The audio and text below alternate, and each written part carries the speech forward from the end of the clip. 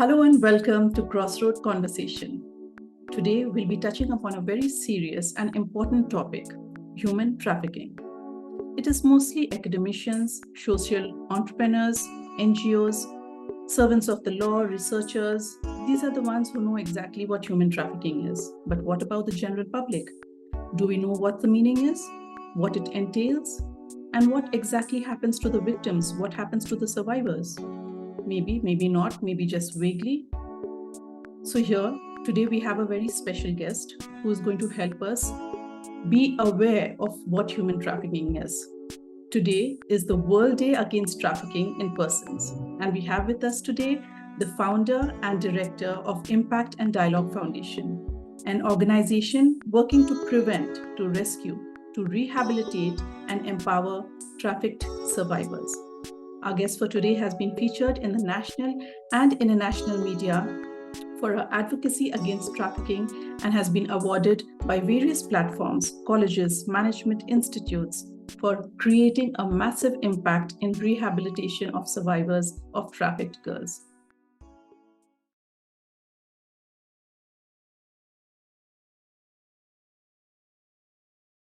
She is Pallabi Ghosh. Pallabi, welcome to the podcast. Thank you, Jennifer. Thank you for calling me. All right, Pallavi, I already know how this all began. It all began when you came to learn of a missing child and you wanted to know more about what trafficking is. At that time, I don't think you even knew what trafficking is. You just knew that there is a missing child and you wanted to start a search, you wanted to do some more research. But help me understand about the feelings that you had at that time. What triggered you to pursue this search? Was it sadness? Was it anger? Was it curiosity? What emotion led you to where you are right now? To be very honest, I was myself 12 or 13 years old. So honestly speaking, I I was not in a position to show anger. I was not happy, excited, anything. It was just a curiosity. The curiosity is like how come in a village, like I come from a very small town in India where even now if I go, you will not believe it, people don't have boundaries. I'm not saying that it is a wrong thing, but people ask you random questions like, oh, you got married, you don't have kids, like how it is in small towns. In cities and in, like, if you talk about cities, multinational metro cities or whatever, you see people don't ask a couple of questions like what is your salary. People don't ask your marital status. People don't ask you that because they think that that is like encroaching your privacy. But then in small towns and villages, people don't bother. They will ask you, oh, you didn't get your husband, what is the issue, like that. So I Mm. come from a place where everybody knows everybody. Mm. So the fact that a person is like, what you call is, we are not able to find somebody. So this is a big issue that we are not able to find somebody. So how is it possible that you are not able to find somebody in a very small secluded place, and where did that person vanish? Mm. It was just a missing person, and the person was also similar to my age. And honestly speaking, the day I heard about this news, it really didn't bother me at all. After 2, 3 days, when I was staying in this village, this man coming to me again and again asking me, I don't know where is my daughter missing. Can you please help me and all that.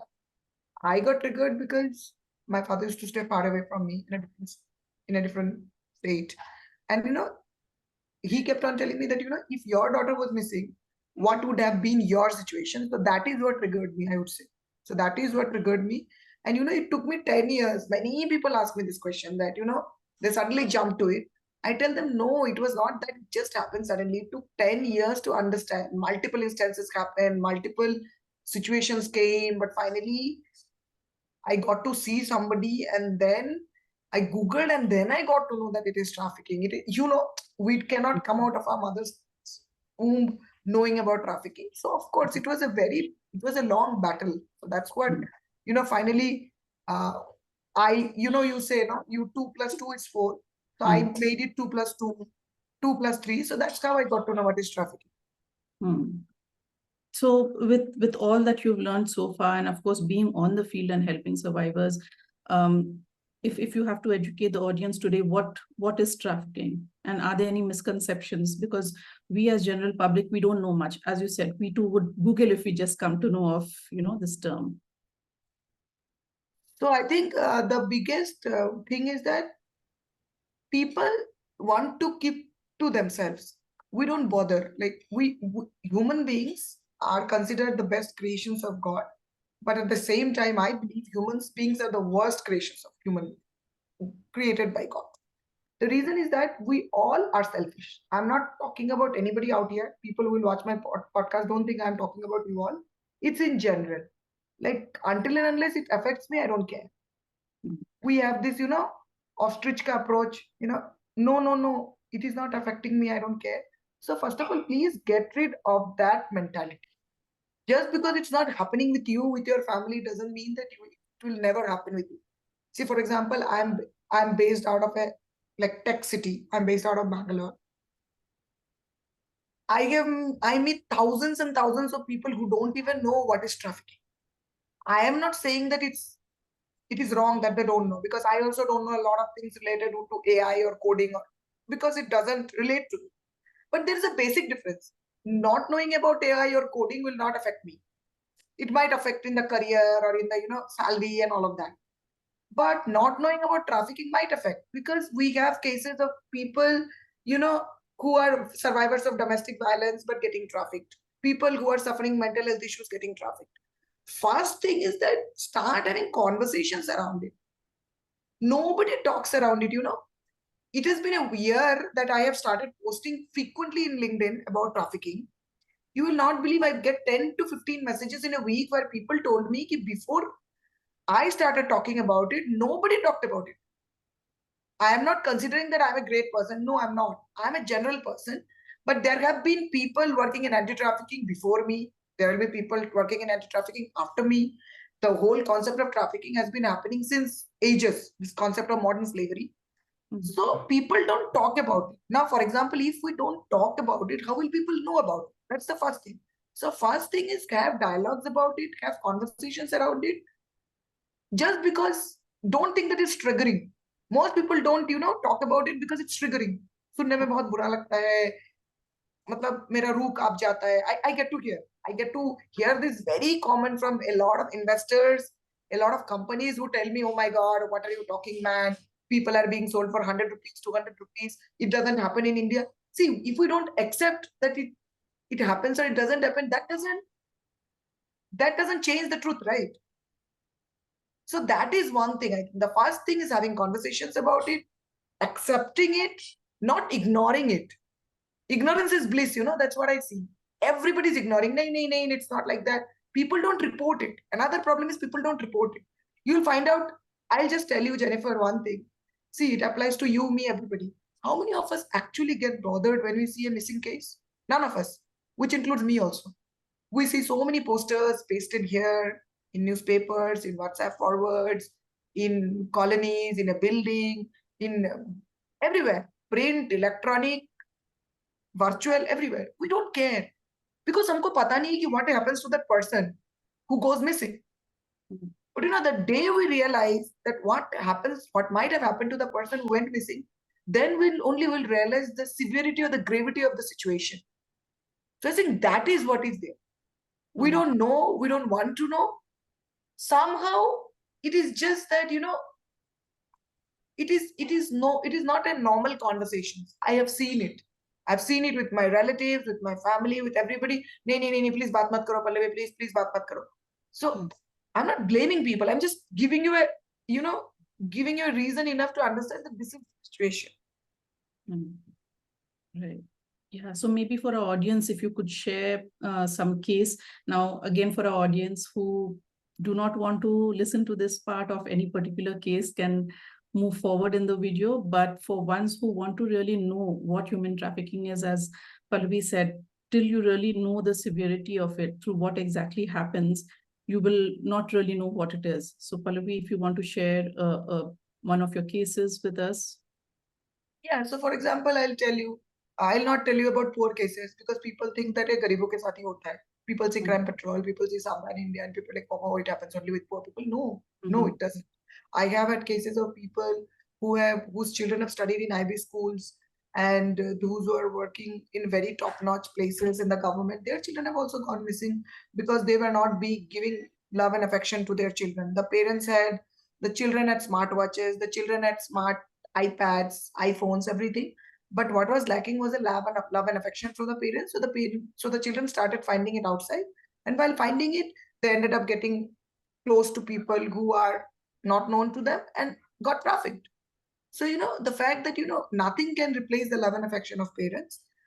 Just thinking that you'll give big expensive things, expensive clothes, expensive dresses to your children will change things. No, it doesn't happen. It's not like that. So I did not want to go to the case because it's quite triggering. I just said that, don't think that it happens with poor people. It definitely happens with people who come from all sections of the society. Also, people who have a lot of money. Because nowadays with Facebook, Instagram, and everything, it's very easy to entrap anybody and just delete the account and go, you know, go like just out of the scene. So it is trickless. Nowadays people do things like they call from somewhere in India only, but it will show you Middle East, it will show you Canada, it will show you America. So with technology is becoming more of a curse than a boon, I'll tell you. Right. So technology in this age and time, I would say, is catering to this human trafficking a lot. It's one of the root causes, if I can mention that. Yes, absolutely. पहले क्या होता था? पहले wrong number से we could trap the trafficker. अब the trafficker uses one phone, calls, breaks the SIM, throws it. So they use satellite phones. They uses AI, so many things. So it's very difficult. Right. And as you mentioned that, parents, if they give time and affection to their children, then they can, avoid this. So what is the role of parents here? How can they help avoid these kind of things? And does depression also play a very important role here? The first thing that I'd like to take to parents is, don't stalk your children. Don't keep following your children. The first thing that you can do is that, be friends with your children. Just because somebody else says something, you don't have to give it to your children. What is happening, especially in metro cities, children are getting access to everything. Like I remember I got a phone when I was in 12th standard or maybe in graduation. People are getting phones. So I'm not telling don't give phones. Children have lost this thing of, physically being active. Then they don't go out to play. They're always on phone. And phone has become a big menace. I can tell you that's one. Second is that this comparison. No, his father has given him iPhone. Mike has not. मेरे father के पास कुछ नहीं है. Celebrating birthdays in a way, celebrating admissions. All this is kept. It has become a big problematic thing. It's all competition. And then with all these so-called networks, free में इतना GB, उतना GB in villages has created a big facade. I have seen young boys not doing anything, just playing Free Fire. All the days. People are playing Candy Crush. Matlab, imagine an idol's mind is a devil's workshop. I'm not pointing a finger at any gaming app or anything, but I'm just saying that when you are not channelizing your energy doing a constructive thing, you're channelizing your mind doing something which is, screwing up you. Of course, you will end in crime. So many young guys have become traffickers. Why? Because there is no job, there is no employment. So, it is not like people want to do it, but when the people are not getting 2 square meals a day, what do? So there are multiple layers to it, multiple problems, multiple challenges. And so how do you get information about these cases? You have informants or... now it is like I have become quite popular. So I get phones, calls, messages. Earlier it was informers, but now I get phone calls, messages, calls. I have a wide network from sister NGOs, from people on the ground. Yeah, so I get a lot of informations and access from different people. Okay. And since today's World Day Against Trafficking in Persons, and this year's theme is Leave No Child Behind in the Fight Against Human Trafficking, could you help us with explaining this theme of this year? Why has this theme been chosen, and what can we do about this? See, people choose themes, authorities choose theme. So that is, I won't comment on that, but I would say that, I think the main reason for choosing one of the theme is because children are the most exploited, tortured, beaten up. Children are the biggest trafficked individuals when you talk about trafficking, because they can be beaten, they can be kept confined, they don't ask for wages, they can be exploited, they can be kept in shabby places. I think, see, in trafficking, we always talk about prostitution, forced labor. No, there are other kinds of trafficking also. Children are trafficked to work in garment industries, children are trafficked to work in cosmetic industries, cracker factories, diamond industries, all kinds of industries.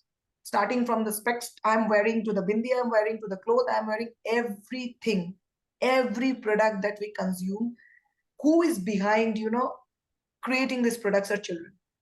We have rescued thousands and thousands of children working in slaughterhouses, children working in wig factories, children working in garment industries, children working in brick kilns.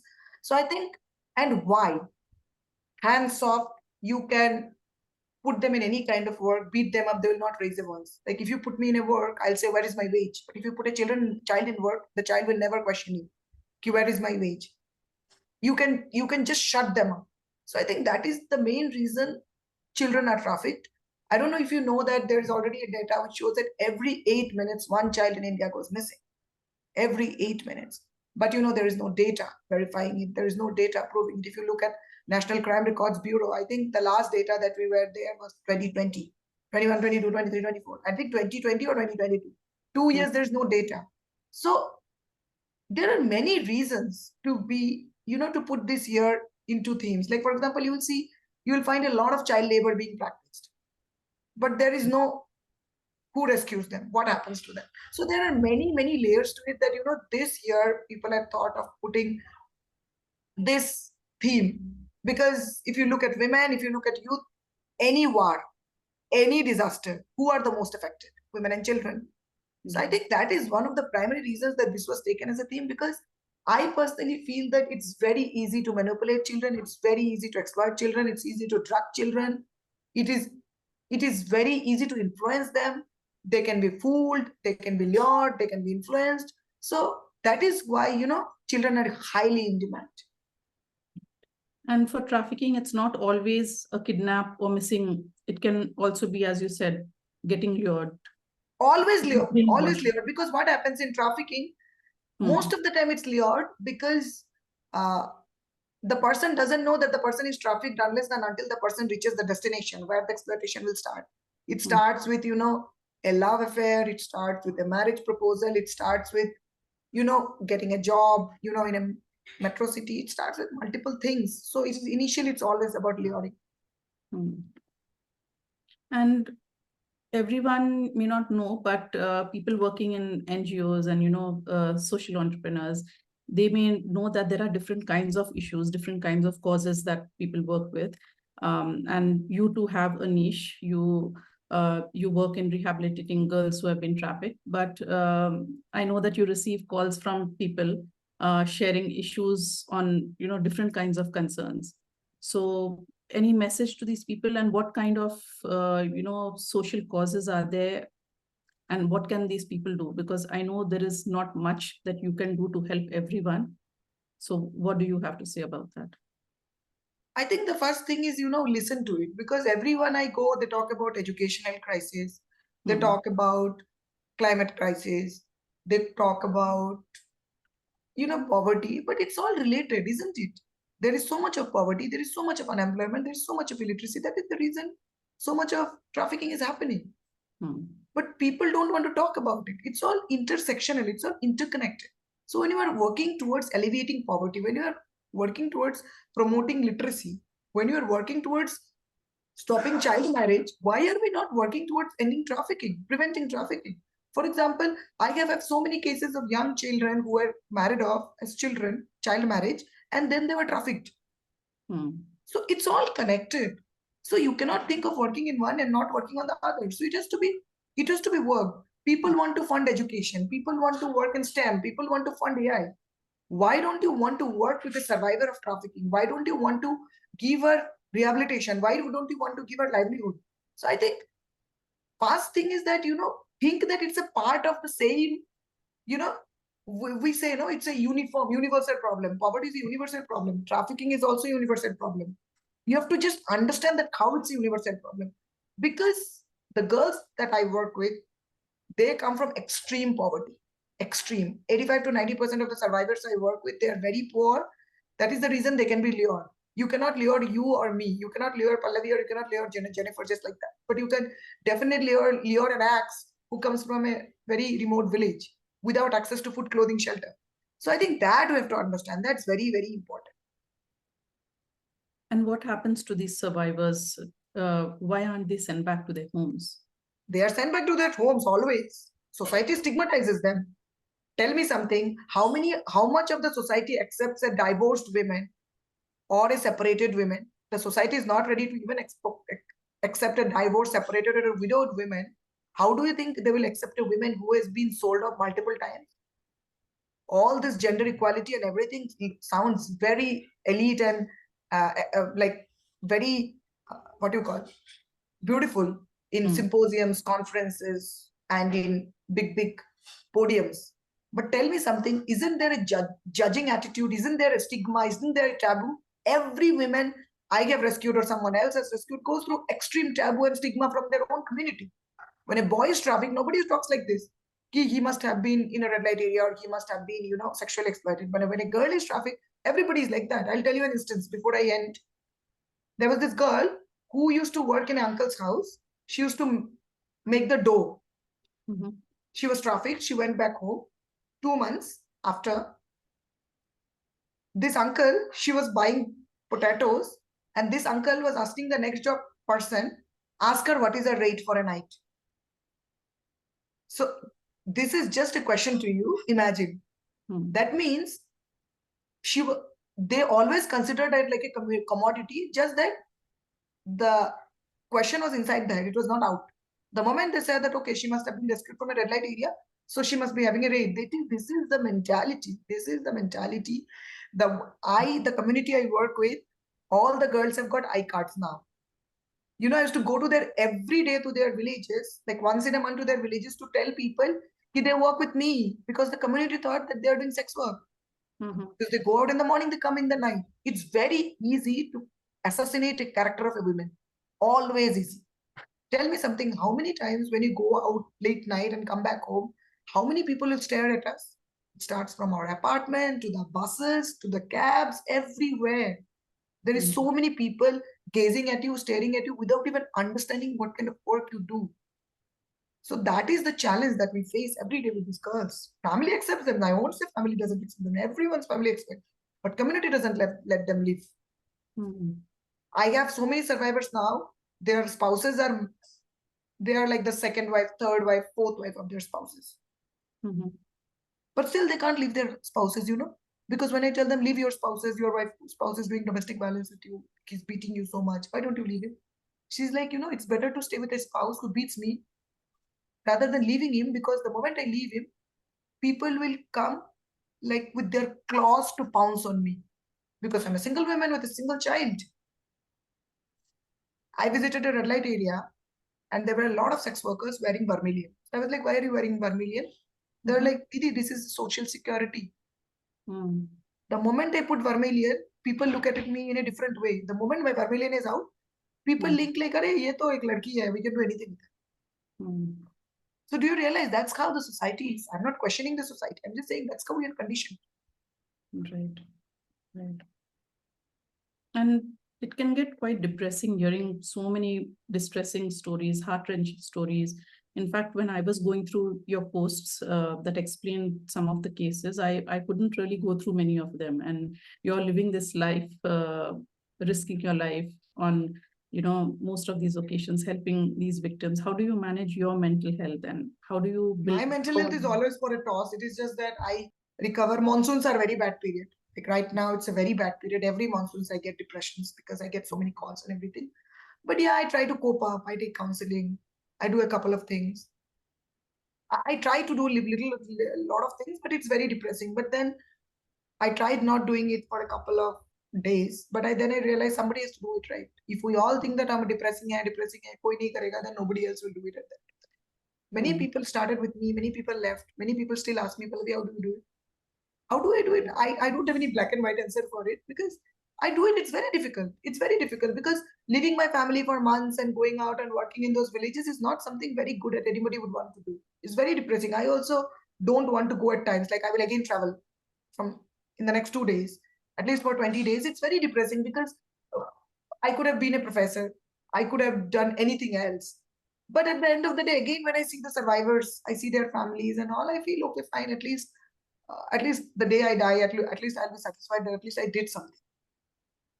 Because I have people now coming to me from Silicon Valley telling that we earn so much of money, but we don't have any peace of mind. We would want to do something, and then I realize, somewhere I feel that I need to do something for them. So that's how this whole thing has gone ahead. But otherwise, I don't think I would have been able to continue it for so long, because it's extremely traumatizing and exhausting. And how do you ensure your safety? I don't share numbers. I don't stay in source areas after 4 or 5 in the evening. I don't stay in one place. I change locations. I don't meet people in any closed spaces. I meet people in public places. I don't talk to a lot of people. Multiple things I do.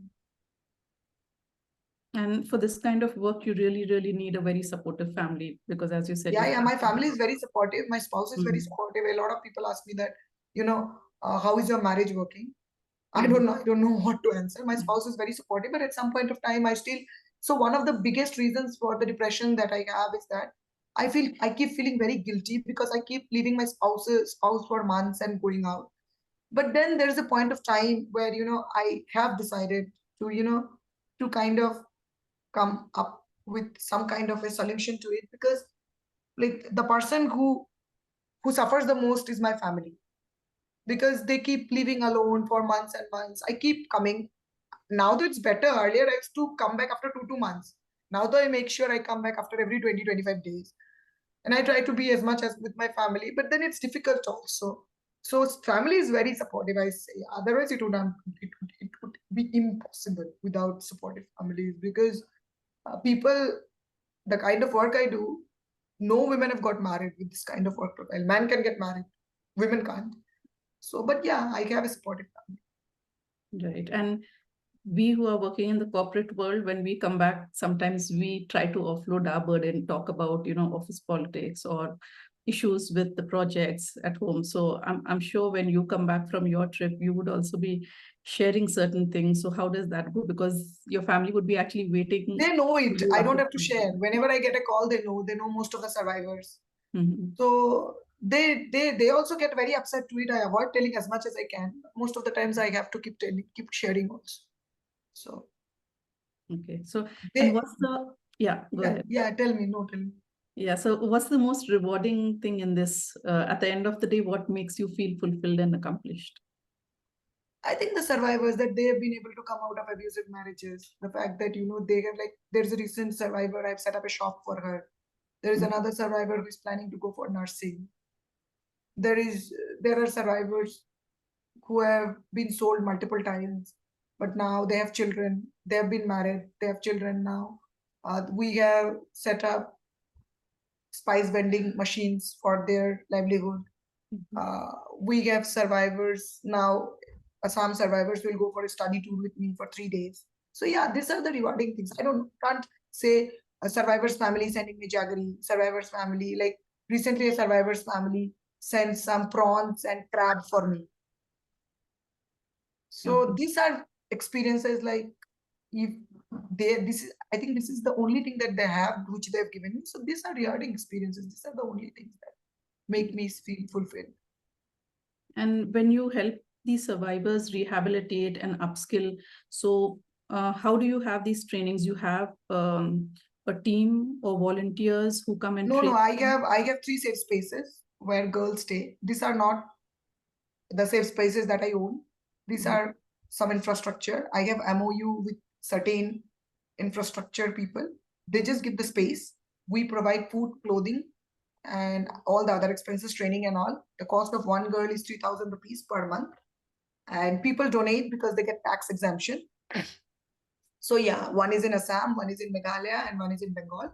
Apart from that, I have 10 survivors working with me in the team. There are field workers also. So yeah, definitely, like, there is a lot to do. I don't have a big team yet because a lot of money goes in the survivors rehabilitation program. We have got a lot of individual donors, but not to the extent we want. We have got field workers also, but yeah, we are awaiting institutional funding. Let's see. Hopefully, something will come through. Okay. Tell us a little about these terms, survivor leaders and field workers. What are their roles? Survivor leaders are the leaders who work to so that trafficking doesn't occur in their own villages. Mhm.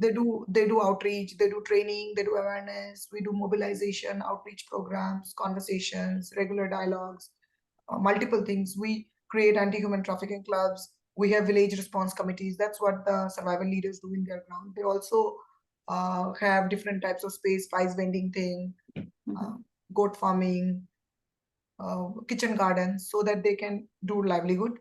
And field workers are people who work with me in the team. They are field workers. They are like, they conduct events, I go, they plan meetings, they do outreach. So these are some of the work that they do on the ground. Okay. And all the financing for all the work that you do is all through the donations that come in. Yes, absolutely. Okay. It's individual donations and some fundraisings that we do. We Okay. don't have yet any institutional funders. Hopefully, we are awaiting a CSR approval next year, by March 2024, 2025. Hopefully, then something will come up. Okay. And most citizens aren't aware of the law. Most people would, feel pity, but they do not know, they do not want to get involved. Sometimes even being scared to go to the police. You know how it is. And for causes like poverty or disability or homelessness, people would reach out and help. But for human trafficking, we would actually start from scratch, making them aware of it. So in such a scenario, what is your message to the audience? How can we as general public, what can we do? And if you could also educate the audience on something like small things like zero FIR. No, see, these are, I think it's very important. I am not a legal person. I would just like to say that, people have this mentality of not going to visit police stations. People have this thought that police aayegi, court mein jana padega. This is the biggest curse on my family. Please change this mentality. Police doesn't come only for filing a case. Police also comes to give a passport. Police also comes to do servant verification. That's very important. And second thing is that zero FIR, you have to go and lodge FIR. I have never gone and done a zero FIR online. And most important, ignorance of law is not an option. Is definitely not an option. Image, that's one thing. Zero FIR can be done anywhere. For example, a crime has been done in Bangalore, but you want to register it in Delhi, go to the local police station in Delhi, register the case, file the case, and then they will transfer it to Bangalore. So that's how zero FIR is done. And most important thing is that please get out of this mentality that, police station matlabi maine kuch crime kiya hai. That is one thing. Second is about trafficking. I would say that there is no like black and white conversations around it. First is that, make yourself educated. Jitna ho sake, see podcasts, have conversations, talk about it. Because unless and until you talk about, that is the reason the name of my organization is Impact and Dialogue. It was actually Dialogue and Impact. But that is the reason, because the maximum change I could bring to the ground was by having dialogues. I had extensive outreach only by having awareness campaigns and outreach and dialogues and conversation. Nothing will change only by rescue. No, you have to change people's mentality. And how do you change it? Not by beating them, but by talking to them, by making them understand logics. That's very important. Have conversations, discuss, talk. I to tell people also, there are so many corporate houses. I tell them, you don't have to fund me. You just call me, let me have talks. Have conversations. I don't want to say triggering stories to you. No. You also have seen that I have not told you any triggering story. At least be realistic, listen to the reality. Then only I think things will change. So that's very important. Have conversations around it. And there could be certain cases happening around us, but if we are not aware of these things, we won't even notice if something like that is happening around us. How many of us actually bother if somebody a hit and run has happened? How many of us actually pull the person who has been hit and run? The person who has run away, how many of us take that person to the hospital also? I recently had a case of a girl who was thrashed by her husband so much. Her best friend called me. Her best friend, who is a man, called me. I intervened. The best friend left the scene because the best friend did not want to go to the police station. And this is someone who is a VP of a very big company. So tell me something. So what do you stand? मतलब हमको लगता है कि हम police station चले जाएंगे and then somebody will come after us. No, that's the problem. If you know that you have not done any crime and there is this fear कि your life will go, चप्पल घिस जाएंगे again and again. So I think these are all mentality problems. These are conditioning problems. You have to get rid of it. You have to talk about it. There is no other solution to it. Most people avoid going to police stations in domestic violence cases. So it's very important to actually somebody should stand by them. That's very crucial. I think that's very important.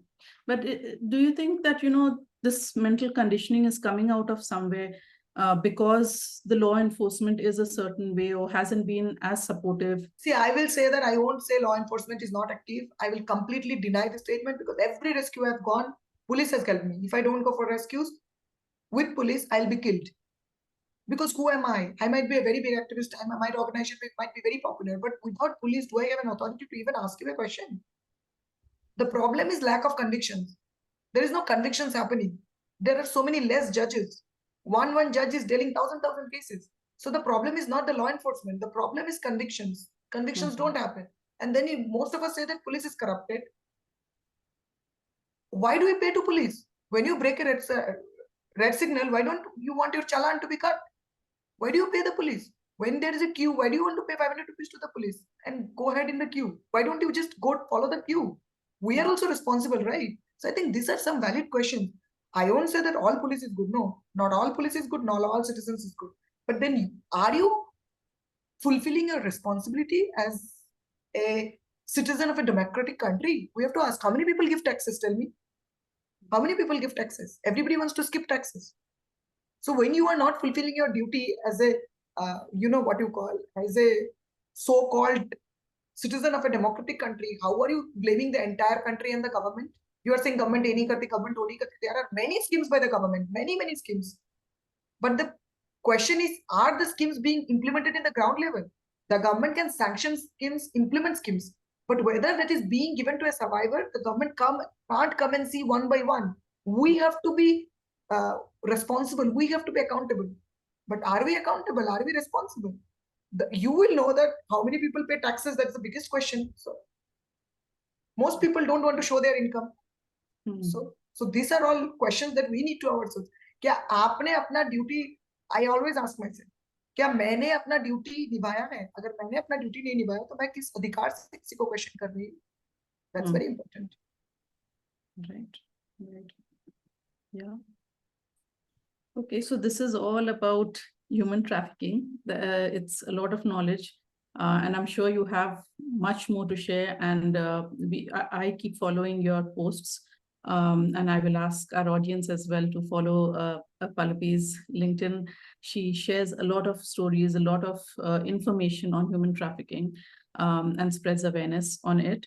And Pallabi, apart from the important and crucial work that you do, if we have to know you as a person outside of your field work, how would you introduce yourself, or what would somebody who knows you other than your work, how would they say Pallabi is? Who is Pallabi?